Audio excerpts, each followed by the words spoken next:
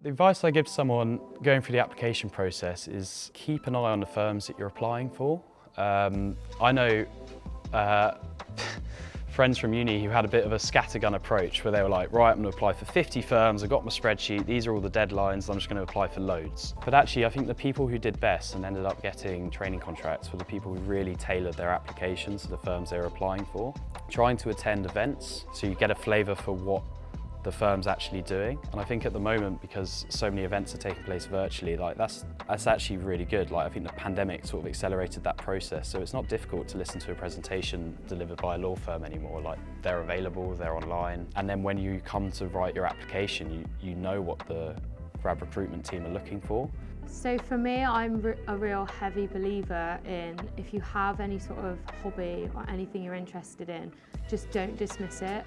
Even if you think, oh, it might be a bit out there, a bit different, always include it, because I never realised how many transferable skills I could use and utilise from my hobby.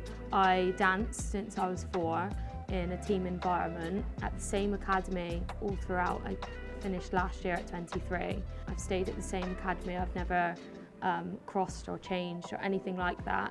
So that was something that I used to show that I was committed. One thing that is really useful during the application process is to be engaged with the various commercial and legal developments that are happening in the areas that you're interested in.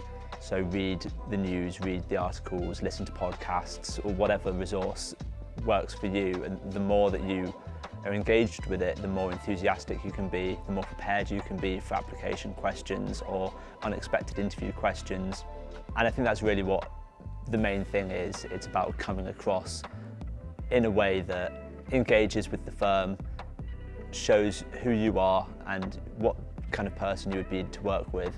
That's what I would recommend. Just be engaged and be enthusiastic. I'd say that if you get an opportunity to go on a VAC scheme, or you're at an assessment centre, what is going to set you apart is the relationships that you build with people at the firm. So if you're on a VAT scheme, obviously you have to do your tasks and your work, and that's very important. That's the number one, but it's expected. So the number 2 thing, I think, is just to develop relationships. You gotta just try and be confident, and it's intimidating. It can make you feel quite anxious when you're in a corporate environment, maybe for the first time, but I would just say if you go up to someone as a VAT schemer and say, can we just grab a coffee and talk about what you do, they'll be so impressed and they'll feed that back. So I'd say if I could give any advice to my former self, I'd say try and do that as much as possible, because that's what's going to set you apart. I think the one piece of advice I'd give to someone doing their application now is to be yourself, write about things that genuinely interest you and things that you can actually expand on when somebody asks you about it, and you can have a real conversation about. OC wants to know what interests you. I would say just be as authentic as you can be, because that's what is going to put you in really good stead at OC.